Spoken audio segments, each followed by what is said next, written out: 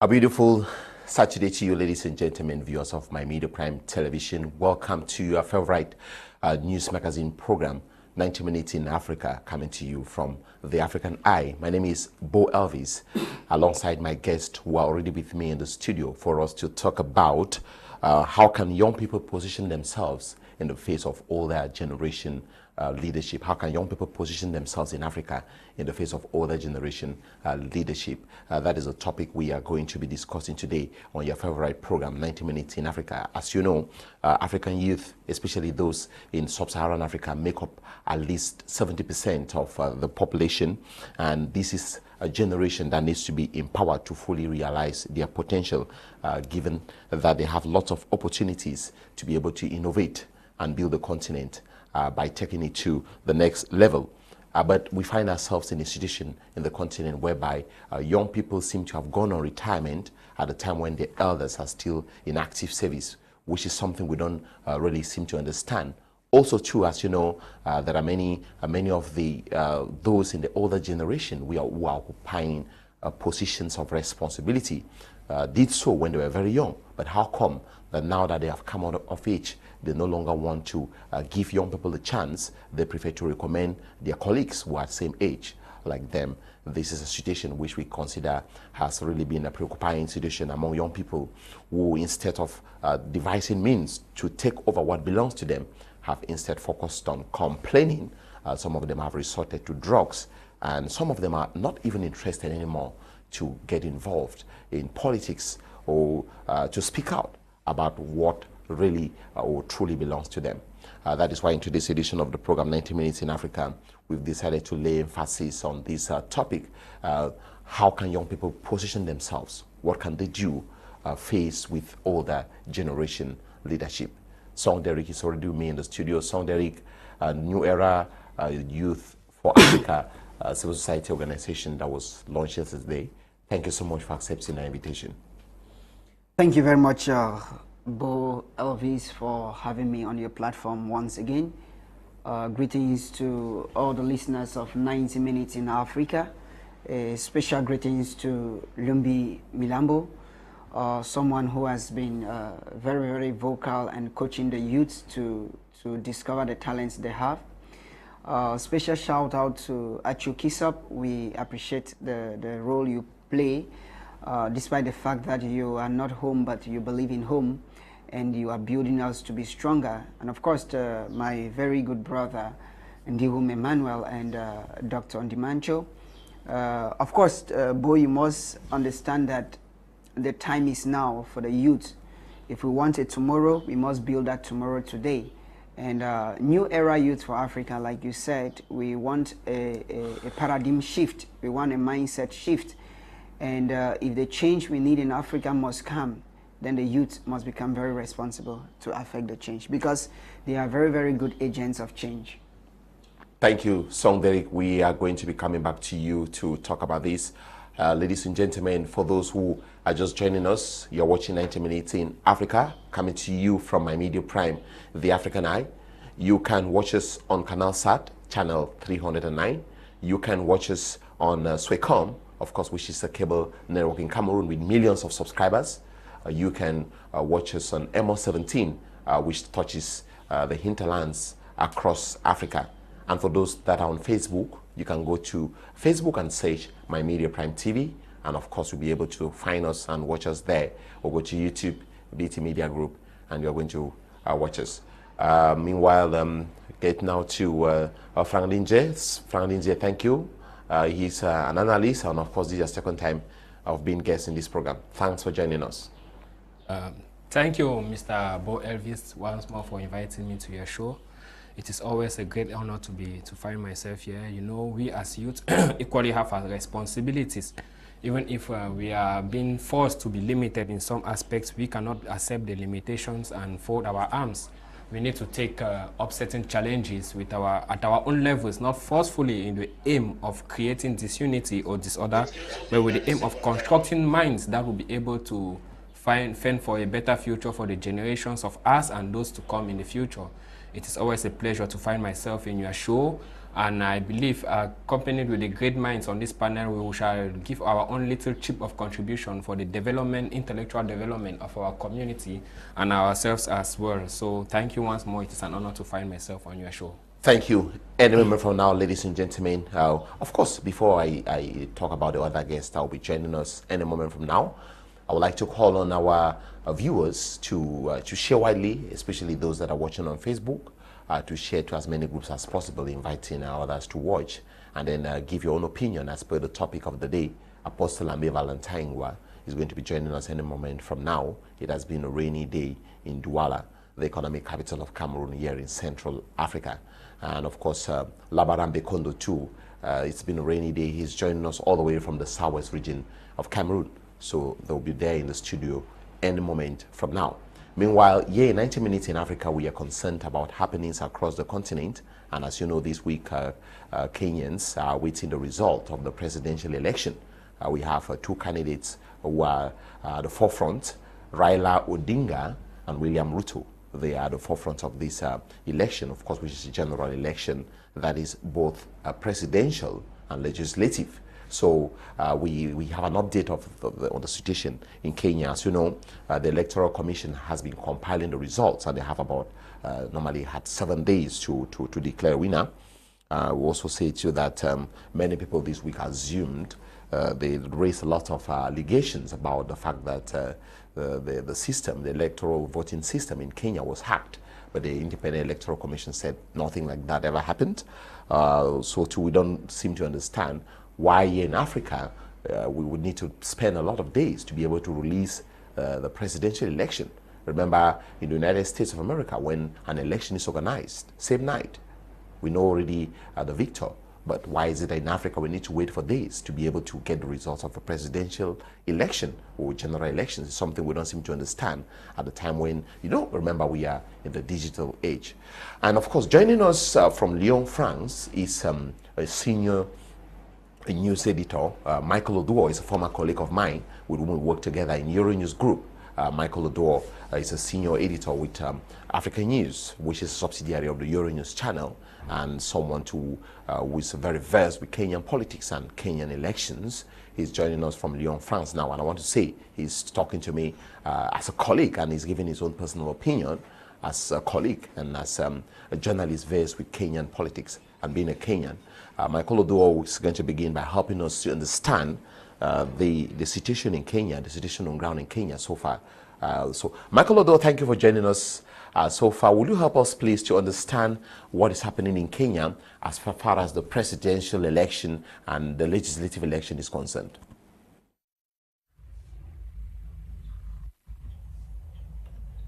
So, Kenya's election was just concluded on last Tuesday.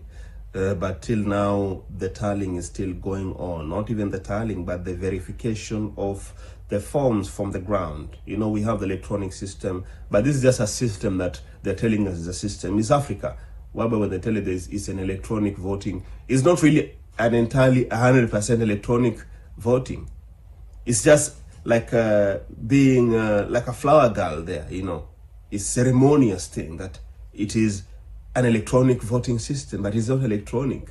What they are currently doing, the reason why they call it electronic, because of two steps here. One is when you go to a polling station, they run your fingerprints through a scanning system, that is a biometric system to identify you. But even despite that, the law says that if someone cannot be detected, whereby most of the cases, these kits never even work. They fail in the ground, which they failed actually. Some failed to identify people. Therefore, they have to resort to other means of identification. That is manual verification of the voter. So, and the second part of why they call it electronic voting is that they're relaying that the officers on ground have to transmit their tallies. They have to just take a photo and upload it to a system, which of course is open for compromise. So really, it is still a manual voting. It's not like electronic voting. So one reason why I'm calling it a manual voting is because the officers have to carry their forms that they have tallied to the National Tally Center, that is in Nairobi. So they have to come physically with that form. And this is why it's taking time to have the electoral results. But God willing, we hope maybe by Sunday or even Monday or even Tuesday, because IBC, the Electoral Commission and Barons Commission, they have 7 days after the polls to announce the winner. That is according to the law. So they have until Tuesday to announce the winner. Michael, do I want to know from you, I mean, of course, many people here in Africa are looking up to this presidential election, of course, general election. Would like to know whether it is fair and transparent, as expected. And this can be attributed to low voter registration, especially amongst the youth. This is according to the commission itself. So when you put into account what has really led to this, what has really made these youths not to show up or not to register as voters, it is because of the fundamentally underlying issues that are in the society. One is unemployment. Second is inflation, whereby the price of goods are skyrocketing. And this is something that is really affecting people there. So youths, especially youths, didn't see the need to go pick some of these vote. They didn't see the need to go register. So this has really affected the voter turnout. And maybe it's one thing again that has really affected voter turnout is because Kenya are tribal. We are tribal. So political alienations are based on the tribes and the tribes' interests. So people will even vote their own instead of the other better option that is out there. So one region in Kenya, you find that in Kenya we have three major voting blocks here. We have the Nyanza. This is a province found in the western parts of Kenya. That is where Raila Odinga, the long-term opposition leader and the former premier, hails from. Then we have the Rift Valley. Rift Valley is almost to the central, but almost to the western part of Kenya. And this is where the current and outgoing Deputy President William Ruto hails from. And then we have the central Kenya. This is where the region that has produced almost three presidents, that is Uhuru Kenyatta, that was the late Mwai Kibaki, and also the late first president, Mr. Kenyatta himself. So this region in central Kenya this time around, they didn't have one of their own who was at the top there as a main candidate, so it didn't attract many of them. It didn't actually appeal to most of them to show up for voting. So that's why we have low voting or voter turnout. So Uhuru Kenyatta and his involvement in this election was something to even talk about, because Uhuru, apparently after the 2017 election, he went and had a handshake. He formed alliance with Raila Odinga, who was foreseen as an enemy. So when this alliance, when it came into play, you know, Uhuru's former ally, who was William Ruto, the deputy president, pushed himself aside, or was pushed aside, whichever the narrative you want to put it. But when this alliance came in between Uhuru and Raila, it formed another section or another group that was led by deputy president. And that's why we had this time round Raila Odinga vying and against Ruto also. So it's a kind of like rebels who are together with Uhuru Kenyatta, who are trying to upset him, who are trying to tell him that you left us behind, and this is who we are going to vote to prove you wrong, that you left us by mistake. So we are really hoping to see how this turns out. But as it stands, the UDA, the United Democratic Alliance, that is led by William Ruto, has really scooped a lot, not some, but almost a half of the parliament seats. And even they might even control the Senate, which I think they are. So, but while Raila Odinga, as per the results that have been tallied so far, of course, he's got a number, and of course, he's being helped since they are in alliance known as Azimio and another group there. So it's kind of like a bigger group that is already they've scooped. Okay, thank you, Michael. You didn't get my question quite well, but thank you. Of course, I think you were focusing there on the involvement of youths, and of course, helping us to understand the links that exist between Uhuru, the outgoing Uhuru, William Ruto, and Raila Odinga. But please, I would like you to come back to answer the question I asked about the transparency of this election. How transparent is this current election? And this is a reality on the ground. Now, if you ask me whether the elections will be true, fair, credible, transparent, well, this is a wrong question to ask. This is Africa. And this is Kenya. So Kenyans, just like Cameroon, just like countries like Congo, you know, we do have a saying I think in Kenya that we do say, elections are not won through the ballot papers, especially the presidential elections. So, of course, that is what they say, but it's not my opinion as such. But there's that relation in terms of whether you think the vote's gonna be, the election gonna be true, fair and credible and transparent. So we're yet to see how the tallying will be done. Apparently before, the televisions, the national TVs in Kenya were actually doing the tallying themselves. But later on they stopped abruptly. Apparently, from some sources, they were issued order to stop tallying votes. Well, it's true because constitutionally, they're not mandated to they can tally the results by themselves, but they cannot declare the winner. That is the point.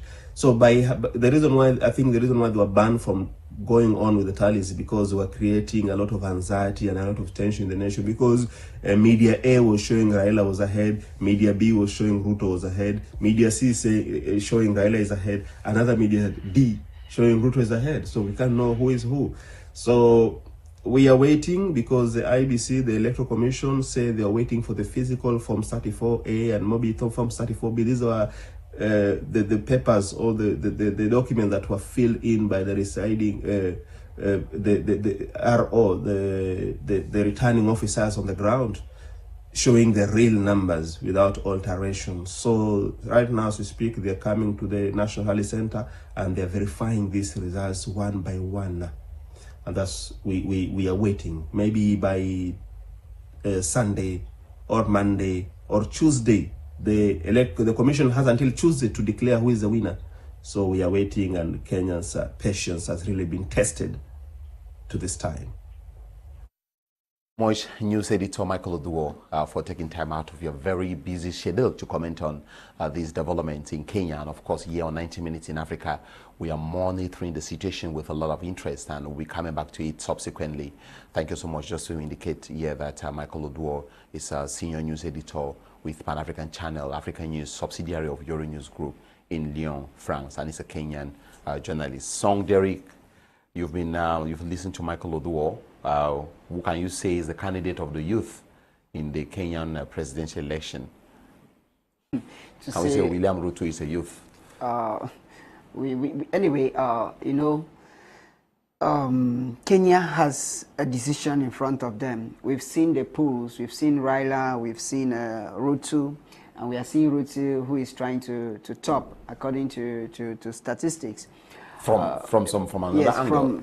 Yes, from different angles. Yeah. Yes, from what he said, he has said something that it could be true. At the same time, it will not be true, because if the updates were not coming from one particular station at a time, then they'll have that problem. For instance, if the South has to send in their result to station A before maybe the West sends in, then you have those problems. All the same, there's a plea I would like to really put straight, that Kenya, no matter what stands, we need to maintain a peace, because I am seeing the emotions, the adrenalines are boiling if the right candidate. But if we must talk from the level of civil society, we are calling on Kenyans, we are calling on those who are in charge of elections to make it really transparent, credible, true and fair, because we are suffering in Africa today because most often the wrong people are given to do the right things and hardly get results.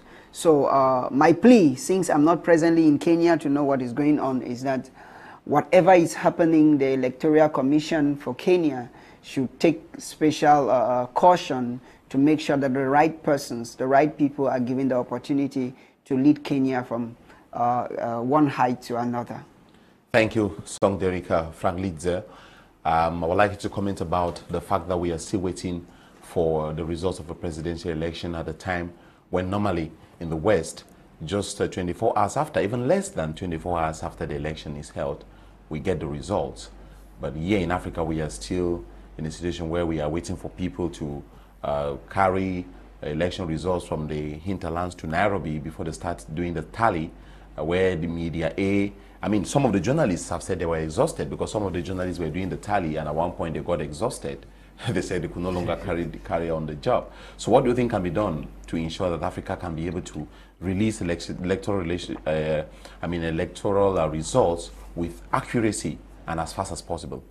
Well, from the onset, I used to think that this electoral mafia was something which was particular to some particular African nations, but it is gradually exposing itself that it is something which is inborn in Africa.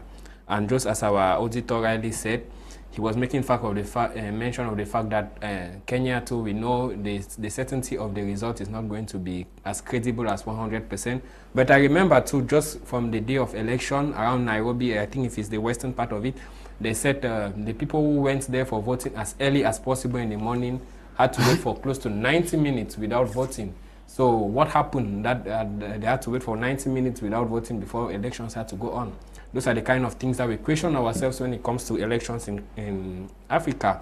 And during this time around, Ruto Riley made a comment. He pledged that this time around, whatever will be the outcome of the results, he and the other candidates did go and take a pledge to say they will accept whatever is the outcome. I would not like to repeat a situation that happened probably in 2007, where about 1,200 people died because of result disputes, and about 600,000 people were remobilized, because we are struggling for results in Africa.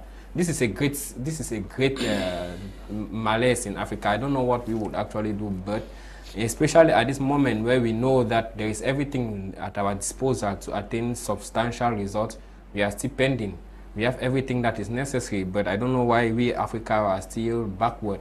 So it's really high time Africa looks into that and see what they can take as measures to resolve this matter. Else we will be in the crumbling situation we are finding ourselves today.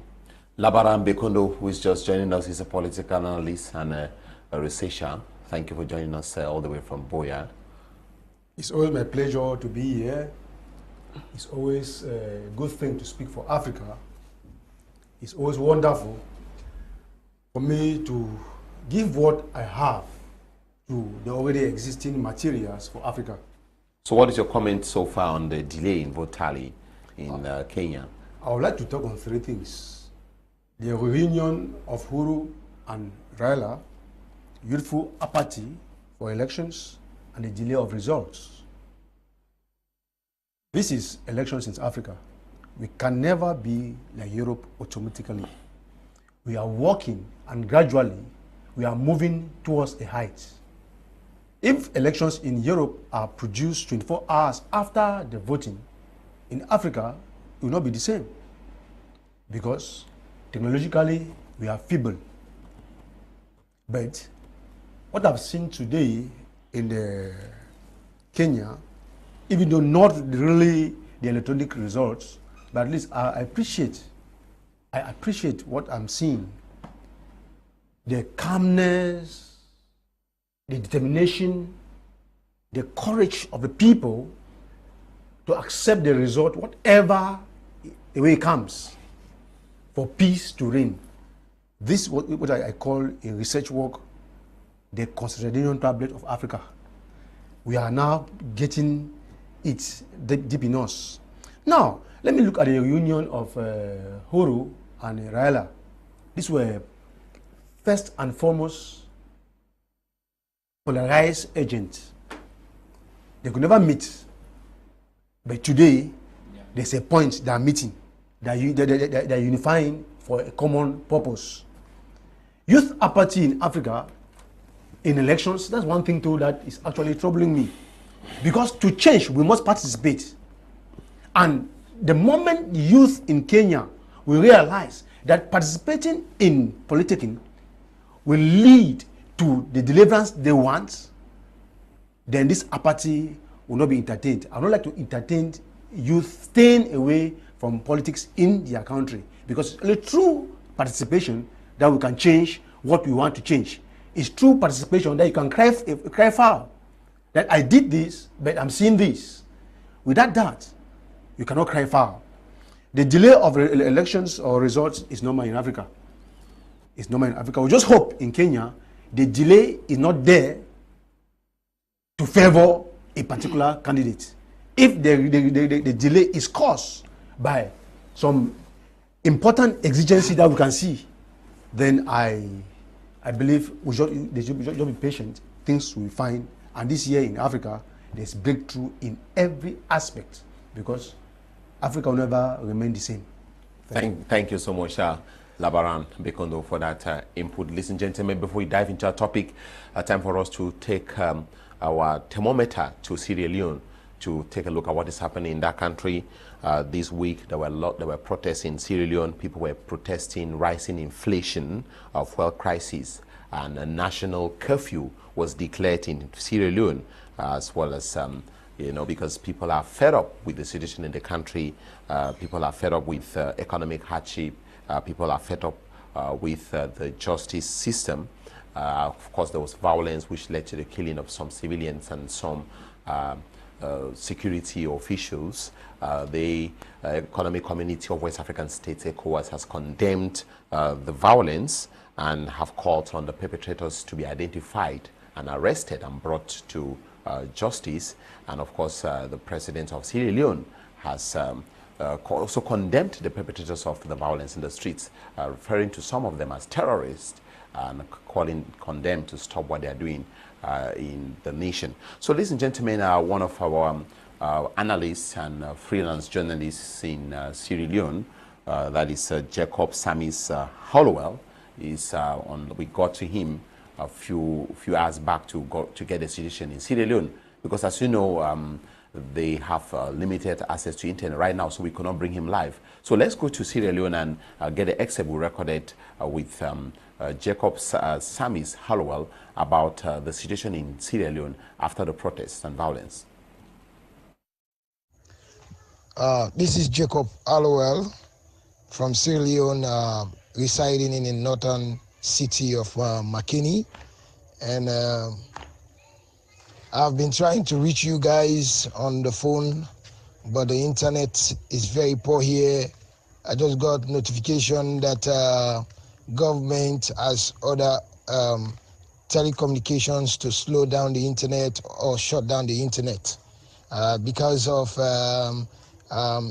messages that people send on internet, WhatsApp, Facebook, and other social media platform, and which is not good, and it is sending bad signal here in Sierra Leone and the international.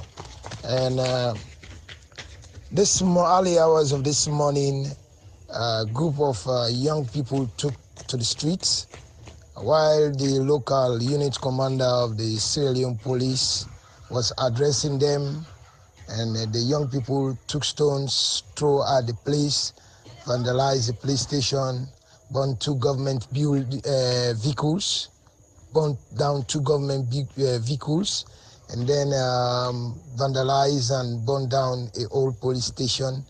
On the 11th of August, despite several warnings, several threats, I've been sending through the social media platforms, warning the government and telling the people to sit at home. It's a sit-at-home strike. And this happens on the 8th, the 9th, and then the 10th, and the people of Sierra Leone took to the streets, and police started firing tear gas at protesters, and protesters got angry, and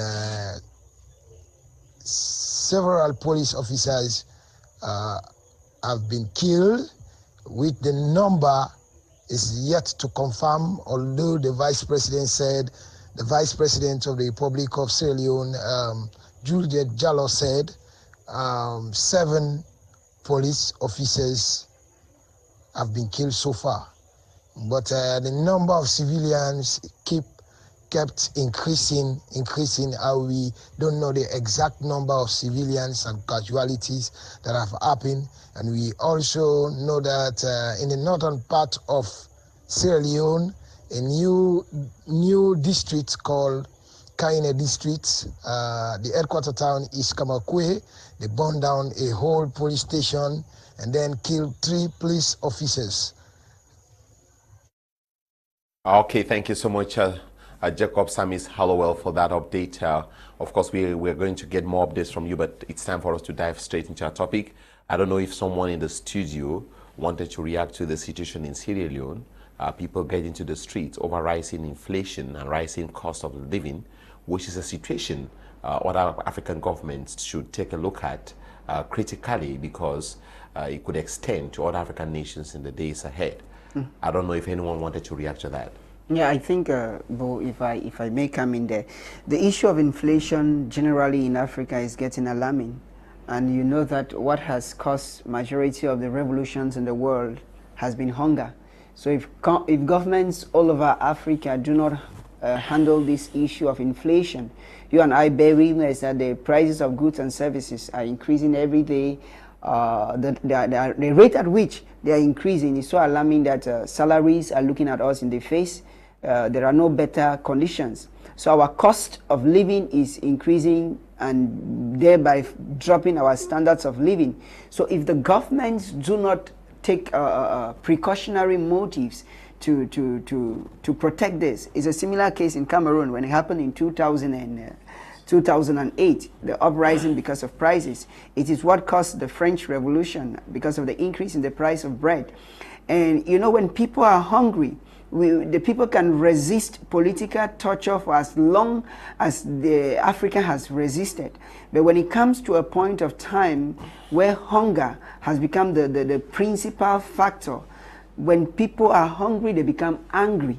So I do think that if African economies do not take into consideration a situation or a solution to solve this issue, then we are in a time bomb, and in no distant time, Africa may be plunged into a very heavy hunger war that will go very viral. Thank you, Song. Derick, strategic founding member of the New Era Youth for Africa Civil Society Organization. You want to react to what's happening in Sierra Leone? What Derick has said here. You know, African politicians, when they get up to power, they have a plan of action. But the truth is, most of them do not materialize this plan of action. And secondly, the plan of action is not that clear enough for us to understand the ups and downs of the system. And the most annoying thing about Africa is that Africa is a heavily endowed continent with all the potentials and resources. Yet we still find a lot of difficulties to handle our issue. What is happening probably in Sierra Leone today is really a situation which we would not like to appreciate, because, as he said, a hungry man is an angry man, and that is what has caused the riot in South Africa, in Sierra Leone rather. Many other countries within Africa are witnessing the same thing. And these things are annoying, because we have the resources that we could have managed all these aspects. You see, sometimes they even come, the Western world comes and extract our resources, they transform outside and resend to us, and yet we are the ones still crying of hunger. Why should we always reach this level? So I think our politicians or whatsoever, our leaders need to look and think a lot on this. I think to an extent it's because they have a lot of contingencies and constraints that does not permit their hands. But I think with someone who is more determined to help his population, he can always sort out a solution for that. Thank you. Did you want to react to this, or we should just dive to the topic? Okay, thank you, ladies and gentlemen. If you're just joining us, you're watching 90 Minutes in Africa on the African Eye, my media prime. We are broadcasting from Douala, economic capital of Cameroon in Central Africa.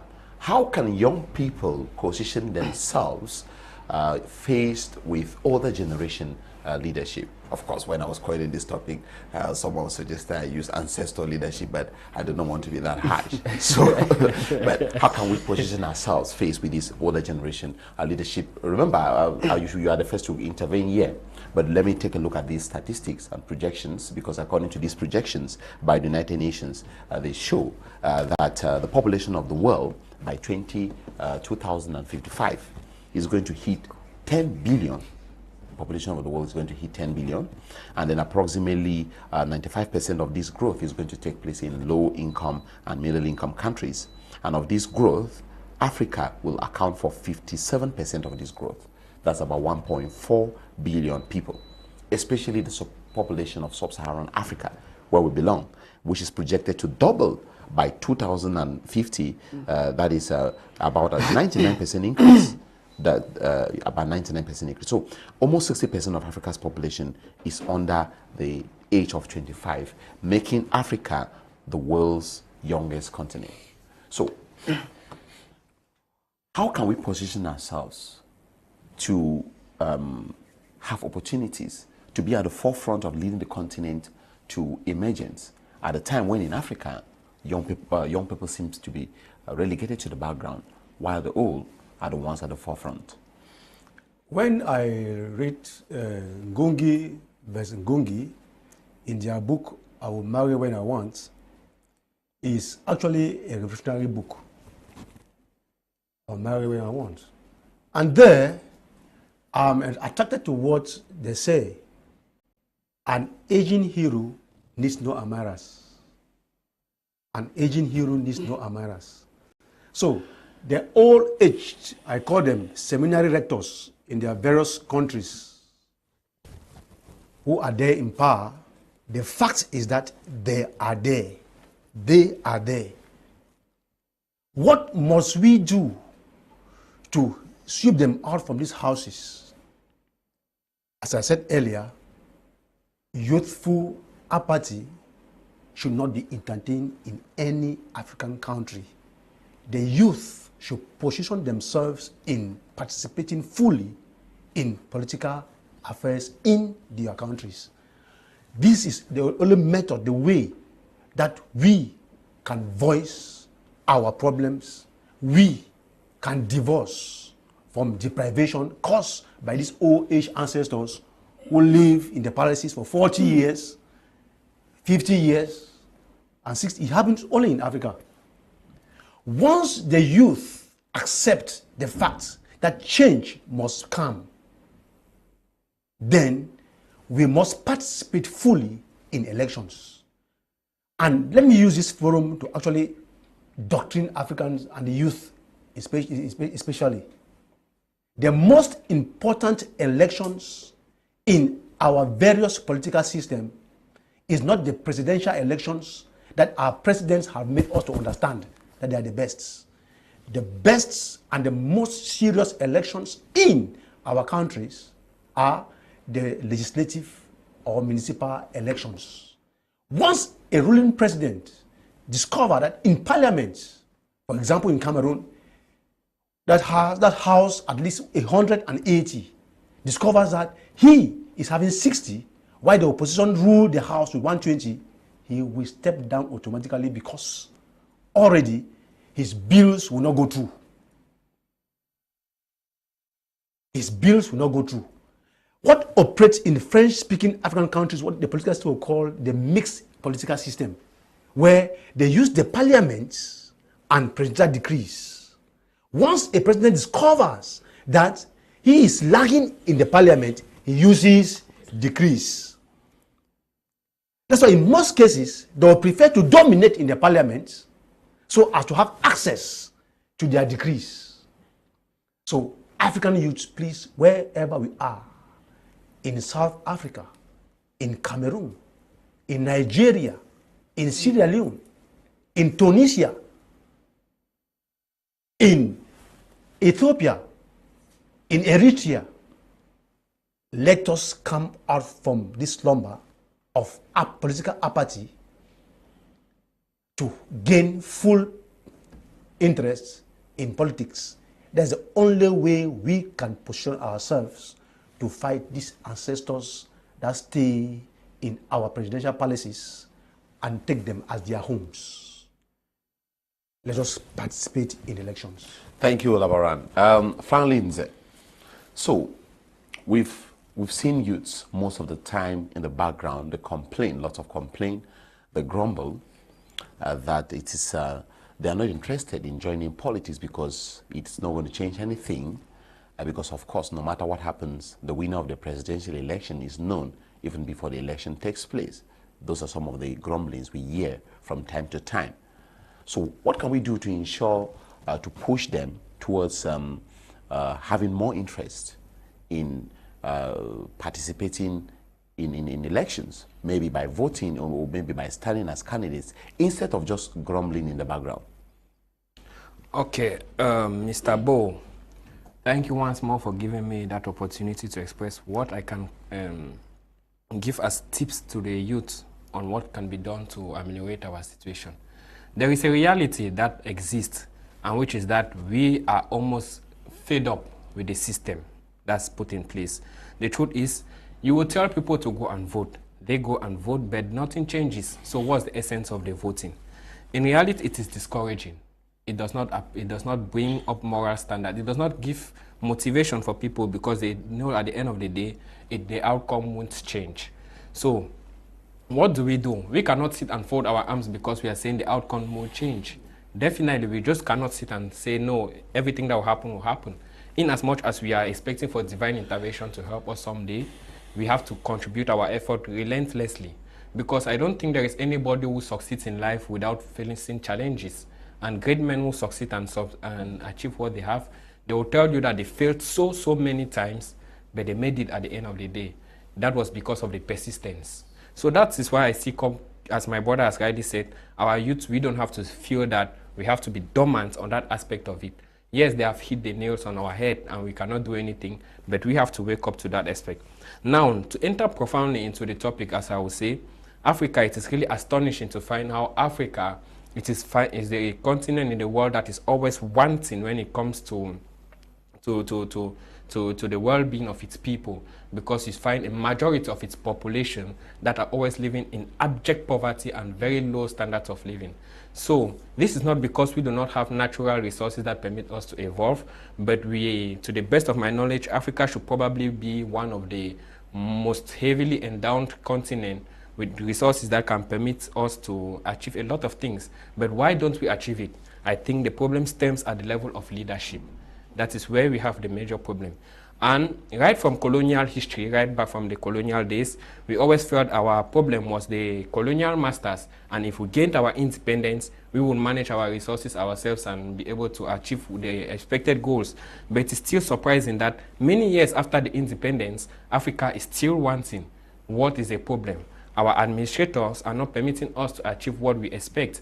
Now, this has created a situation that arises amongst us Africans, the African youth in one place, and with the administrators in another side, because the administrators who have been, the older generation rather, who have been leading for so long, have frustrated the ambitions of the youth who have not been given that privilege and that chance to able to express their own self and manifest their own potential. So we have the African youth in one angle, we have the older generation in another angle, and in the between we have leadership. That is where we don't know who is the right person to put for that leadership, such that our resources will be properly managed and we have substantial results. Now, we have to understand certain things. We have, generally, humanity has been conceived with in a form that each and every person has his own role to play. We have childhood. When you are a child, you have your responsibility. When you are an adult, you have your responsibility. And when you are old age, you have your responsibility, because there's always this tendency, the normal trend of living, where we tell ourselves, as a child, you have the time, you have the energy, but you don't have the money. When you get to adulthood, you probably have the money, you have the time, and but you don't have. You have the energy, but you don't have the time. And at old age, you would have the. You wouldn't have the energy, you have the money, and you have the time. That is the normal tendency that it's supposed to be. So when the child is young, he is expected, since he has the time and the energy but does not have the money, it is supposed to be the responsibility of the adult to take and provide for the child. with the money he has. When you reach an adulthood, it becomes your responsibility to provide for your own children. And when you reach old age, it becomes your responsibility, since you no longer have the energy, to coach them with wisdom. So everybody combined has a role to play toward the development of the society. And that is where Africa is lacking today, because we were supposed to work with this aspect of complementarity. That is, everybody with his own potential joining their heads and moving on as one. The old generations, definitely, the fact about it is the older man will always be wiser than the younger man. That's the truth about life. Meanwhile, the younger man's own aptitude is at the level of his intelligence, his talents, his skills, his energy, which will adapt to his own particular era, which if he combines it with the wisdom of the old man, he will be able to come out with a substantial leader that will be able to manage the resources of his people. And that is where Africa has been lacking at the moment, because now the old people who are supposed to be our wise guides are not guiding us as we are expecting, and the youthful population that are supposed to take over responsibility are not having that chance. So it has limited us in so many aspects, and change is supposed to be something that has to be progressive, not immediate. That is gradual. As the older generation is supposed to be living, they are supposed to be giving chances for the younger population to take over progressively. But now Africa has not had that opportunity, and that's where we have failed. I will say this: leadership. Leadership is not a talent. It is a skill which is combined with wisdom and intelligence. And that is where we have been lacking in Africa, because despite our intelligence, we are not given that room, and despite the wisdom of the old, we are not given that chance. So where I think now we, the youth, have our own frailties, and the older generation have their own frailties. When we come to the aspect of the youth, there are a lot of things that, to an extent, has contributed to being the weakness of the youth that does not make them potential or suitable leaders for the country. It's not like I'm trying to vindicate someone and incorporate another person, but I'm trying to be rational in our interpretation, such that we shall see how we can work together to build a better nation. Now, the first aspect about the frailties of the youth is inexperience. Why inexperience? Because first and foremost, the infrastructures and the facilities that are supposed to be put in place for the youth to be able to achieve these goals are not being put in place. So it is not the fault of the youth. It is the fault of the older generations that were supposed to put in place these materials that were supposed to enable us to gradually acquire this knowledge. You can see back in our educational standards of today, we go to school, and when we finish, we are full with theory, but little practice, little know-how. We don't have those materials that permit us to go. So we are inexperienced, not willingly. But now the second aspect of our inexperience comes in the fact that there is a French proverb which goes, c'est une chose de penser que nous avons la bonne solution, et c'est un autre de penser que notre solution est l'unique. It is one thing to think that you have a good solution, and it is another thing to feel that your solution is the unique. That is where somehow, to an extent, the youth are weak, are inexperienced, because sometimes we youth, we are naive. We feel that our intelligence is sufficient enough to make things right. But we don't understand that the person, the older generation who is our leadership, has so many contingencies and constraints that we cannot see. But the problem is that it's not still our fault. They have not given us that chance to be able to get those experiences and manage them better. The second aspect that come on the frailties of the youth, we will talk about modernism. How has modernism... Maybe after you end with the second aspect, so that we get to the other people. Okay, sorry, maybe I have a lot of... That is, you can... no, you can finish with the second aspect you're talking about. Okay, yes, the second aspect of it, which is modernism. How has modernism contributed to the failure of the youth now today? The first thing aspect, what would I say about modernization? When you look at modernization, it is most of the time a bold concept from the Western world to the African world. And the modern world, the Western world, comes out with their modernization, adapting it to their progressive standards of living that matches their own principles. But us in Africa, we copy it without considering our own origins, our own culture, and such that it impacts us negatively. Let me take, for example, what they call human rights. What are human rights? Back in those days, let me not even go too far off, probably in our own days when we were still in school. I remember I went to a boarding school, and it was, if you woke up, normally the time for waking up was probably at 5:30. And if you wake up at 5:45, the boarding master is already in the dormitory to cane you on your bed that you must wake up from bed. But you can, so that is just 10 minutes of retard, you are already being flogged. So beating was the order of the day. And it was like, a competition amongst teachers to beat children. But today you cannot beat a child in school because they tell you the human rights, the rights of the child. You don't have to lay hands on the child. And so you can imagine that in our own days, we were not given this opportunity, not to even think that you could even dare a child. Today that we respect the rights of the child or the young kids, what has the schools become? They have become playgrounds for assassins. They have machetes, everything, vandalism. You see them demonstrating all the time. Even the mentor, who is the teacher, who is supposed to cajole the student, is unable to control the student. That is one of the aspects. You see them, they are drug addicts everywhere. So that is somehow a broad concept we have taken. It's not like I don't say human rights are not supposed to be respected, but we have to take them gradually and adapt it in our own context. Because if our teachers never beat us the way they beat us, I don't think we would have been what we are today. Okay. So we are going to come back to the other points. Let's get to Song Derick right now. Thank you so much for that succinct presentation.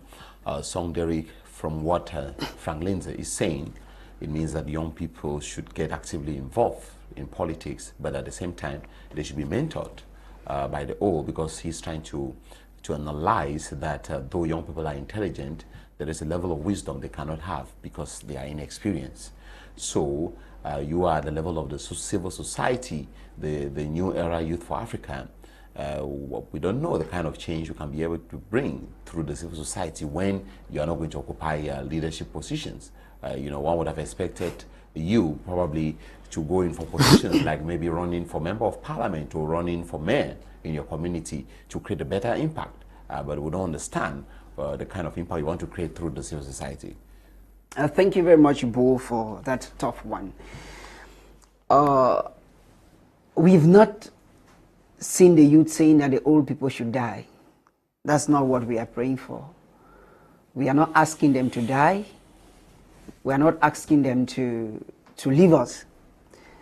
What NEA, New Era Youth for Africa, wants is that level playground should be presented for everyone. We expect that the old have acquired wisdom over time. And because they have acquired wisdom over time, they are already tired. If they are tired, then the next thing we request from them is that they should retire. But we are not asking them to be completely out of the game. I think youthful exuberance with age wisdom mixed together will push Africa ahead. That is why we think that the New Era Youth for Africa, we need to rise up and take our leaders to task. They need to be accountable for the resources we have. But there is a problem. And the problem is that we cannot change the narrative with the same paradigm. There must be a paradigm shift. By paradigm shift, I mean, you must understand, Boh, that in Africa, there is a philosophy of, I want to take part in the participation and in the sharing of the national cake. That mentality in the youth must change. That we want to take part in the sharing of the national cake because the elders already have the knife and they know how to divide this cake more than us, the youth. So the paradigm shift will be that the youth must come with a new value. What value are we bringing to the table? If the value is the value of accountability, it is the value of honesty, it's the value of innovation. You will bear with me that the President of the Republic of Cameroon some years back addressed the youth as the Android generation. By simply addressing the youth as the Android generation, it means there is a paradigm shift. There is a change. And you understand with me that you cannot manage the Android generation with the archaic mentality. That paradigm shift is important. That is why we are saying, as the New Era Youth for Africa, that the old age sit-tight squirrels must shift by the side and become a guide for us. They need to hold our hands. Most often they ask us for experience.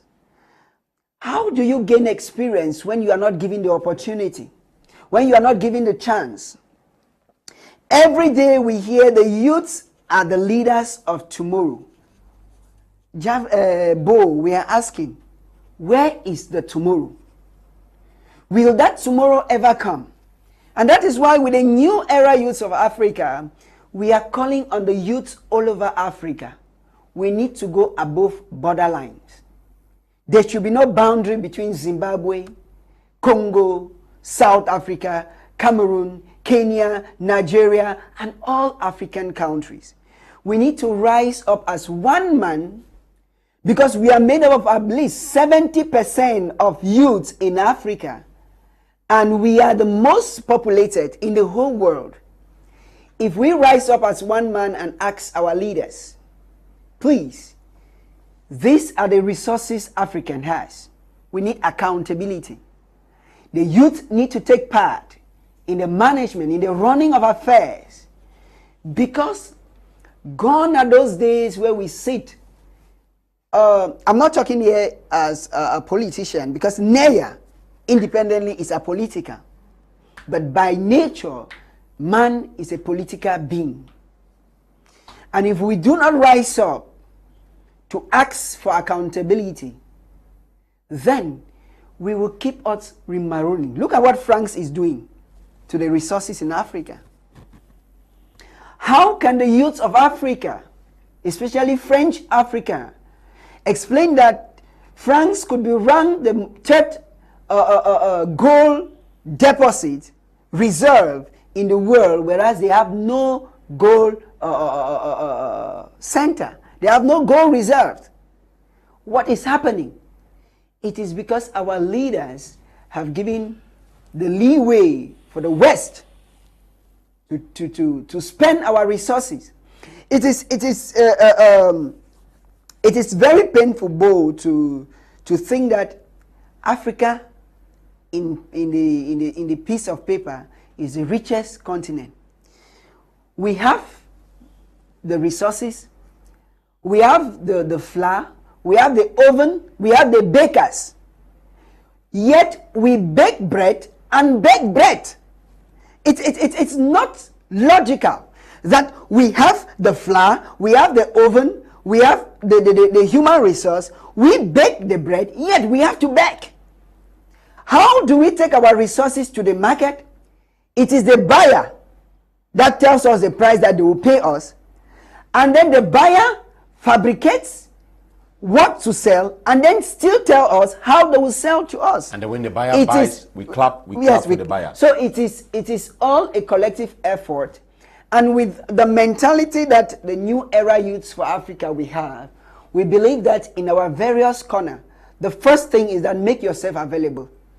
That is the first resource that we need from all the African youth, availability. Once you accept that you are going to be available, then we are going to affect the change in no distant time, because the youth are the agents of change in Africa. If we stand as one man, then our leaders will be accountable for us, because the statistics of 70% is to 30. It is problematic that the average age of youth in Africa is 19, 20 years, but the average age of leaders in Africa is 60 years. That's where there is a problem. It's problematic. So the youth must rise up and take the destiny in their hands. Thank you, Song Derick, Labaran Bekondo. Song Derick said that the youth need to be given a chance, and they need to rise up and request for accountability from those that are occupying positions of responsibility, talking mostly about the elders. So how should the youth rise? How should they rise to request this accountability? Should it be through a press release? Should it be through, I don't know, some of the ways youth can rise? Because can you say that young people are not, that those are in leadership, especially the elders, are not aware of the predicament of the youth in their various countries? They are very, very aware of the predicaments of their youth. They are very, very, they are on the know. They know it well. Now, one of the methods, which of course I've been preaching since the beginning of this program, is youth participation in politicking. Youth participation in politicking. We must come into the political arena and dance the political dance. Herodotus, a Greek philosopher, once said, great things are won by great danger. One of the great danger we must take is youth involvement in politics. That's only where we can cry foul. Once you don't participate, you can never cry foul. One legitimate way of crying foul in the country, in an economy, is political participation. Once we participate, we are now involving ourselves to boot out these aging ancestors that remain in our palaces. The 25th President of America, Theodore Roosevelt, says, patriotism means stand by your country. It does not mean standing by a president. Patriotism means standing by your country and not by a president. That's what is actually deeping. That's one of the things that is eating the fabric of our society now. That you find these elderly people, they tell you about patriotism, and patriotism means standing behind a particular person in office. Once the youth, we diagnose this, we move into politics wholeheartedly and with the view not to go out to protest for us to be killed, but to protest for change to come. Because the men managing managements are just mismanaging what they are supposed to be managing. That was killing Africa. Men managing managements are just mismanaging what they are supposed to be managing. And we know it as youth because we are intelligent. We are not saying that we are superior to them, but we are seeing it. And we have learned that if these aspects can be redeemed, then everyone will participate. Everyone will have a fair slice of the national cake.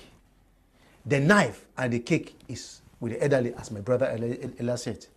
But how can we get this knife from them? Because they are chopping more than us. The slice they cut is bigger and is depriving us from even the crumbs. So we should get this knife from them and we will teach them how to get a fair slice of this national cake. Thank you. Frankline Dze, I want to ask you this question. I mean, youth most of the time, they speak out, they seem to stand for the values which they represent. But most of the time when they are faced with a situation where crumbs are thrown on the table, you see that their mindset easily changes. And at that time, you find that the youths, most of the people who vote, those we have tagged in court as ancestor leaders, most of them are the youths that are the ones who vote for them most of the time, because the youths are complaining and grumbling in the background, but immediately crumbs are thrown on their table, the language changes. What do you have to say about that?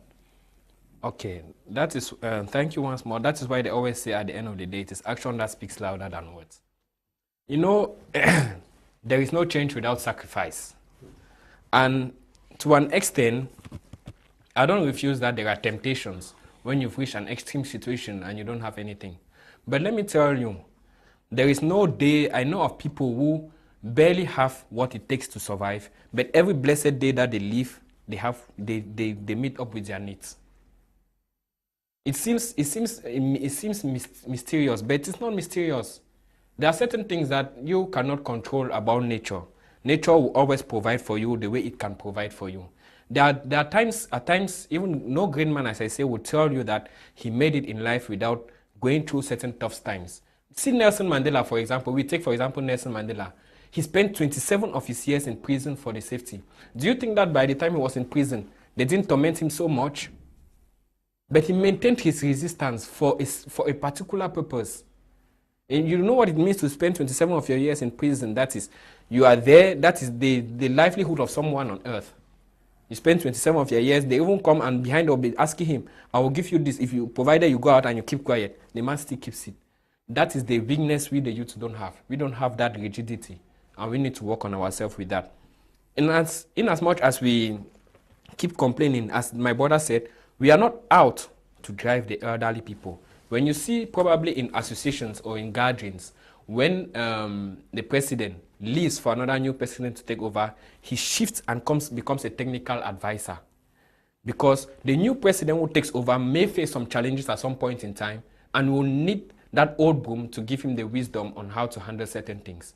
That is what we need from our older generation. We are not telling them to go away so fast, but they should gradually integrate us into the system and permit us to take over, because to an extent today, there is what we call neocolonialism. And I say to an extent in Africa, democracy is still somehow a scam in Africa.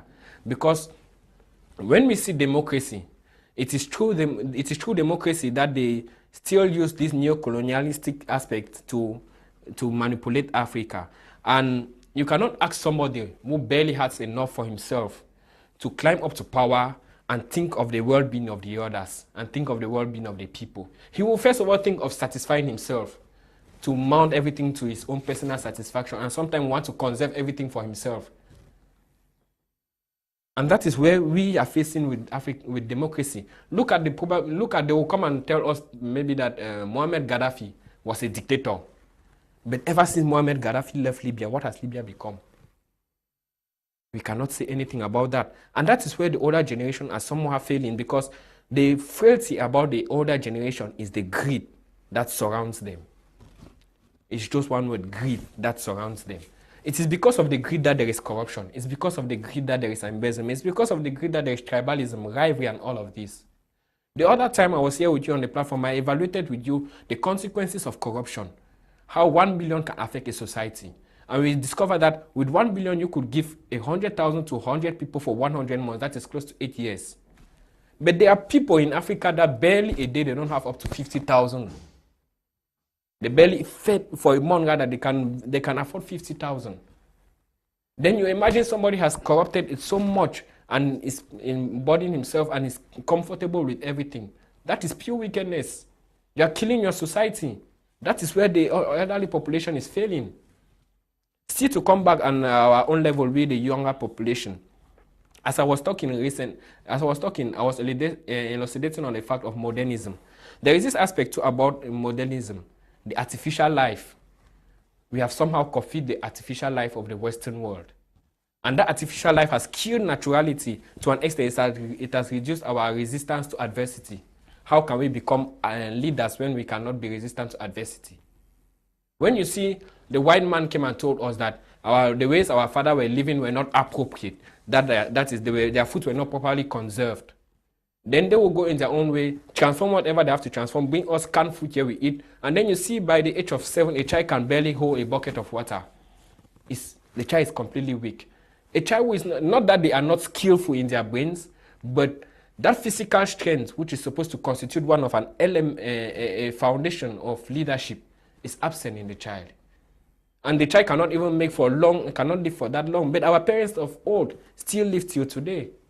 Yeah, you've mentioned something here which I want Derick to comment about. The fact that we no longer want to be very natural here in Africa. We're talking here about the fact that people spend time here in Africa coming up with inventions on how we can change our body colors to look white.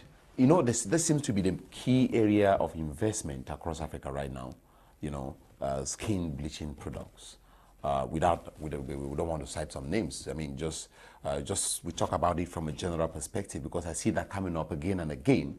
I don't seem to understand why is it that Africans are no longer, not all of course, some Africans are no longer comfortable or confident with their skin color, to an extent that young people that are in positions of leadership will have to encourage fellow young people to drink particular liquids to be able to change their skin colors and look white. We no longer see our Afro kind of hairstyles we used to see. We see young people in Africa assemble money to import hair that was offered to gods in India, import hair from Brazil. And it's like, what is wrong with African hair? What is wrong with African color that young people are no longer comfortable with? Is it the influence of the Western media or the influence of telenovelas? I don't seem to understand. Okay, Boh, I will answer your question. But before I answer your question, it's good I react to what my brother just said when you asked him the question of youths not voting, stealing ballot papers.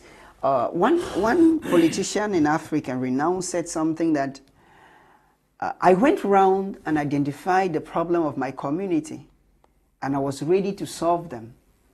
But 2 days to election, my opponent came and gave them bottles of drink, and they drank and forgot their problems, and they voted for him.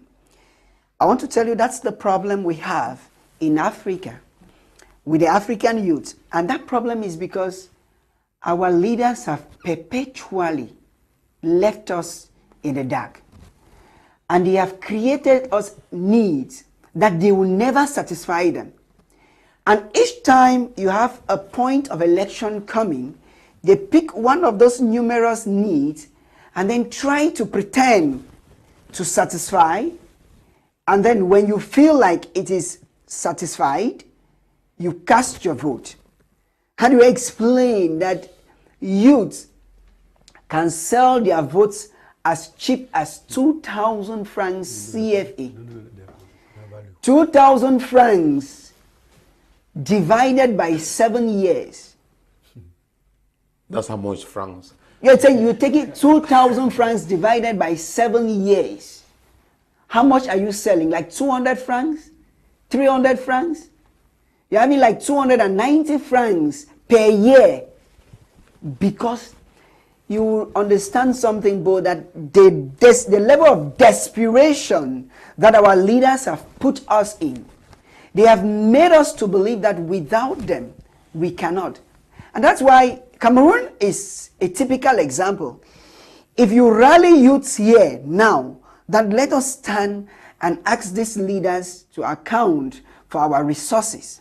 And one of them come back here just behind the scene and say, please take a crate of beer there. You'll be marching alone. Definitely. Because our intelligence have been buried in bottles of beer. And they create moments for us. Bottles of beer and soya. So it's really, coming back to the question you are asking, I will not only tell you that Africans do not believe in their colors. Africa has sold their pride for very cheap a price. We have sold our pride to the West because the doctrine the West gave us made us to look ourselves like second-class citizens. I say we are dark. So yes, we need to get Labaran and everything that appears yes, white is purity. Is purity, and anything that is black is bad, is devilish. How do we explain in Africa that history books tell us that civilization started in Africa, in Egypt, but today Africa is nowhere near civilization? What is happening? How do you explain that when the Industrial Revolution started hundreds of years back, the whites were running to Africa in search of raw materials because they never had the raw materials, and today they are still in search of the raw materials, and Africa, we are giving out. We have a mentality problem. That is why at the beginning of the program I said, with the new era youths for Africa, we need a paradigm shift. We need to understand that superiority is not in color. Superiority is not in how you look. For Africa to stand out, we must be original. And I'm calling Africa, Boh, you should take note that I'm not talking about Cameroon. I'm saying Africa. So Africa, there's something that we need to kill in Africa. We need to kill our borders. We need to kill the boundaries that are cutting us across. Because these boundaries, the balkanization of Africa, is a strategic tool in the hands of the white. They are trying to tell how you want to travel to Kenya. If you want to travel to Kenya from Cameroon, it's more difficult than traveling to Dubai. It's more difficult than traveling to Canada. It is because we have separated and we have made ourselves to look inferior. Even in our goods and services. How do you explain that we consume more of imported product, whereas what we produce home is more durable? It is because of the myth that we have. The food, what is in what they call please don't call the name. No. There are some products that we consume. Okay. If you go to any restaurant, maybe you are eating a plate of achu for 1,000 francs. But if you want to see something like hamburger, you see 2,500 for bread and green leaves and a bit of carrots. We pay it for 2,500, whereas something that maybe when it's not well preserved, it might not even have it will lead us to some diseases. But a plate of achu that is junk food. A plate of achu that is sold for 1,500. A plate of fufu corn and kati kati that is sold for 1,500, we don't consume. And by not consuming, we realize that those things that are imported, they sell more, and then dangerous in our part is that they take back that money to their country. And that is one thing that African youths need to rise up to ask questions. One reason, Boh, that you ask why the CFA francs do not have value. Mind you that we have many investors in Africa. The Chinese, the Americans, the French, they are in Africa. They invest and they sell in our currency. When the businessmen sell this money, they take this money back to maybe China, back to US, back to France, and they are going to keep it in their banks. But we do not have the equivalent number of businessmen who have invested maybe in United States of America, in France, and in China to bring back that money. When that money remains in the bank, it loses value. They look at the money like it doesn't have value since people are not taking the money back. So that is why our currency will never have value, because first, the currency is not original, it is pegged. We are using the French francs in most French African countries, and these French francs was about the CFA francs, and even the French, they have abandoned their French franc and they are using the euro. So we do not have any decision on our own. Yes, because we have decided to trade our know-how. We have decided to trade our abilities for so cheap. And like my brother Zé said at the beginning, that we have a leadership problem. Our leaders have mortgaged our future. And that is why the New Era Youths for Africa is saying that the youths must stand up and take back their future. It might not happen today, but it has to happen. It might not happen now, but if we do not stand up, our future will keep being mortgaged if we do not ask questions and then act, because action is the watchword. Thank you, Song Derick. Before I come to Labaran Bekondo, we're going to make a last tour of the table, during which everyone is going to, you guys are going to articulate your points clearly about how we can position ourselves as young people to take the continent forward and to be able to be more of an asset in terms of leadership. But as we were talking, you see I was not very focused because my mind was on the skin bleaching issue, which I think that we might need to do a topic on this on 90 Minutes in Africa. So it's good to take a whole topic on that. We need to take a whole topic on skin bleaching, preserving the African melanin, which seems to be now, it seems to be an endangered species because we don't seem to understand the ecstasy over beauty products. The fact that everyone believes that we need to drink some liquids to be clear, we need to be light in complexion to be beautiful, we need to use hair offered to gods in India to look good, we need to use hair from Brazil, all of those kind of countries, and it's a huge market. It's a huge market, and people are taking money. 1,000 euros, 2,000 euros that could be used for investments in Africa, and they're using it for their hair, putting hair on hair. I don't know. So I don't seem to understand the concept. So I'm calling on all those that might want to participate in this topic, dermatologists, hairdressers across Africa, experts, who might want to participate in this topic, especially ladies, to reach out to me using the number you find on your screen, so that we can program a special show to talk about preserving our African colors, because we now having all kinds of products coming up. Labaran Claire, Son Claire, Frankline Dze, it's all about getting clear. It's all about getting clear. What is the issue? What is the issue with getting clear all the time? I don't seem to understand. So I really want us to focus on this on 90 Minutes in Africa and plan a topic on that. Labaran Bekondo, I think clearly, you guys have 2 minutes to clearly talk about how can we position ourselves from a practical perspective as far as leadership is concerned in the continent. Okay.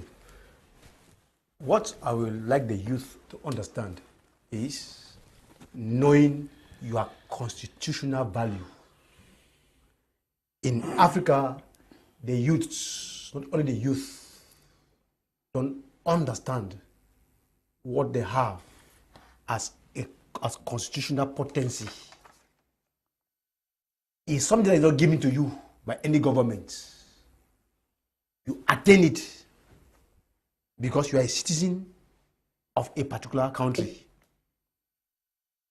The moment we value ourselves, our constitutional, we value ourselves constitutionally, to see that my constitutional right is more than 2 cups of rice and salt, or 2,000 francs, as my friend, my colleague said earlier, we'll be taking a giant leap to the ocean of consciousness. 2, participate in politicking in the continent or in the various countries. That is the way the youth will be positioning themselves in these old age-ruled continents. 1, knowing your constitutional value, was not given to you by any government, but by the virtue of the fact that you are a citizen of that nation. 2, participating in politics, running away from political dormancy that eating deep into the fabric of Africa. Thank you. Frankline Dze. Mr. Boh, thank you. And what I would like to, you asked the question, I just wanted to make one little point on that aspect of the bleaching aspect of it. You see, that is still an aspect of modernism, because as we copy from the white man, we don't even have time to identify what are our values, because you have the advent of the social media today, which probably has created and facilitated communication and interaction amongst the world, but it has a very great disadvantage in the fact that it has created a lot of envy, rivalry, and division amongst youth today who are the immediate victims to that social media. You see, back in the days of our parents, when they had no such things, their livelihood was to go to the farm, come back, eat, and whatsoever. So when they went to the farm, they came back, and the night they would sit down in their fireside with their corn and granite, roast it, and be telling stories. And that is how we, the youth, in those days, the children back then, would listen to the stories of the father, and it created a bond among cousins and brothers, sisters, and others. But today, with this advent of the technology, somehow before the age of 5, a child is already so versed with the computer that even that emotional relationship that is supposed to be created with his brother is no longer there. So how do we expect to be leaders when we cannot understand humanity? To conclusively say this, I would just add up to the point that we, the youth, definitely are the future of this country, and we have to take up the responsibility. It is not easy. We won't tell you that it will be okay tomorrow, and neither will it be okay after tomorrow. But we cannot sit every day and keep folding our arms, because I think that if somebody like Nelson Mandela never had the patience to wait for 27 years before everything became right for his nation, then we too will be in the same dogma of saying that everything will never be okay. So we have to do the little effort we have to do at our own level. The best you put in is enough, but we also call to on the elders. It's true that you will keep talking and they don't listen. The truth is they have to collaborate with us, the youth, because to an extent, we know there are contingencies at their levels where the neo-colonialist systems are still pulling them behind, and they cannot make certain decisions to favor us. But if they don't groom us, then we will not be able to take over gradually and overcome some of these challenges. Thank you, Mr. Boh. Thank you. So before you conclude, before your conclusion, I would like you to, from your perspective, do you see any difference, when it comes to youths, difference between youths in French African countries and youths in English-speaking African countries in terms of being actively involved in politics is concerned? Of course, Boh, that one is very, very glaring. If you go through the youths in Nigeria, for instance, let's take Nigeria and Cameroon, because I consider Cameroon as a French-speaking country. You realize that youth in Nigeria, they ask a lot of questions. They hold their leaders accountable. Mm-hmm. If you see what is happening in Nigeria near the obedient revolution, you realize they are so thirsty for change. And you've seen the youth, they have taken their social media handles, and all of them are campaigning for change. It is different from French-speaking countries where they are very, very okay with status quo.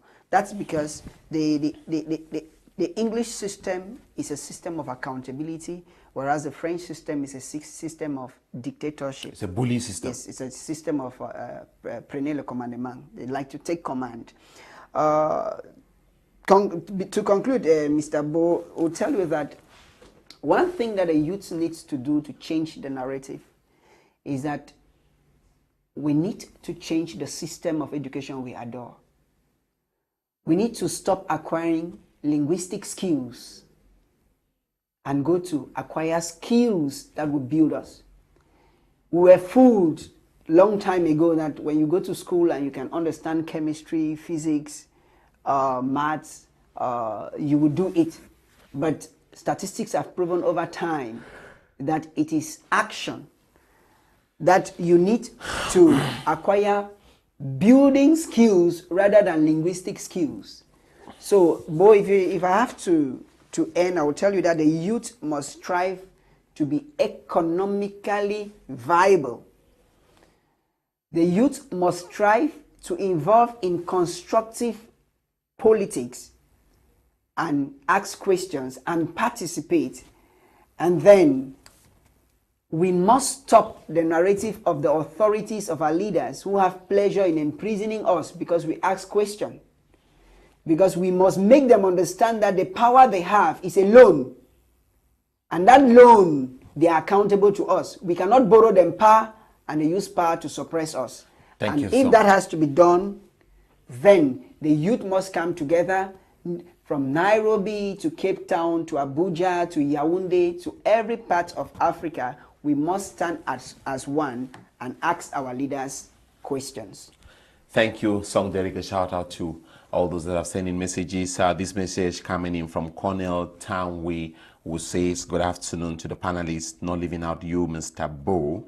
Kenya is 5 billion times ahead of Cameroon for what I've observed here in Kenya. Firstly, more than 99% of the population came out to vote. Secondly, 6 positions were voted: president, governors, senators, MPs, local councillors, and women representatives. Simultaneously, most of the results came out the same day. No position is appointed by the head of state. We have to applaud to Kenyan democracy. I am watching live from Kiambu, which happens to be the place of the outgoing President Uhuru Kenyatta's city of origin. Wow. Greetings to you, Cornell Townway, and thank you. Thanks for alerting other people about 90 Minutes in Africa there so they can watch and send us their messages. Good day to you all in the studio. My name is Clovis from Douala, Bonaberry. I think what's killing the youth of Africa is a fear of failure. Our mentality has been set on the system of no matter what you do, as long as you don't have connections up there, you will only find yourself dancing in the same place. But we forget something. Something good doesn't need connection, but more ambitions. Thanks. Okay, that's Clovis. Thank you to Clovis. Let me take this message from him. And that's who says, how will youth participate in politics which we are unable to feed ourselves? The elderly have done all by making us poor. So it will be difficult to make a change, for it is difficult for a youth who is not up to a certain age to earn a land certificate, of which, looking at elections, one of the laws is for you to own a residence, that is a house. Are you going to produce your father's land certificate, or which we can't provide. So there is a lot to go by these. This message coming in from Dr. International Diplomat Dr. Wesley Atiku, which is reacting to the skin bleaching issue, which I want to make as a topic here on 90 Minutes in Africa. The parents of African children are responsible for the long hair and bleaching problem we have here in Africa today. What is the color of the dolls parents buy for their children in Africa? Have you seen a black doll in your African markets? I think that's a very, very important issue he's raising there, because it starts from childhood. You start seeing a white doll from childhood, and then probably too influenced by what we call telenovelas, watching telenovelas and stuff, you know, it gives the impression that probably the melanin on our body needs to be cleaned away, maybe something dirty. It's something we need to really, that's a value we need to preserve here on 90 Minutes in Africa. Ladies and gentlemen, that is where we draw the curtains for your favorite program, 90 Minutes in Africa. In today's edition of the program, we took a look at how youths can position themselves faced with older generation leadership, and our panelists gave their points of view. They both agreed that youths must come up with values of accountability and honesty. Youths need to take a chance and not wait to be given the chance. So they need to rise up as one man and take the bull by the horn to be able to ensure that we can take over from the older generation leadership. Our panelists also agreed in the course of the show that even if youth take up or pick up positions of responsibility or pick up the relay button, that does not mean that they are out to cause some sort of revolution. The elderly persons are still going to be there by their side to hold their hands and lead them towards the promised land in Africa. 90 Minutes in Africa was produced by Eli Nolinga, Ewane. We want to thank the entire production team, coordinated by Kum Leonard, supervised by Brian Tambe. I am Boh Elvis, thanking you for watching and thanking the guests for their input. See you next week for another show. God willing. Bye-bye.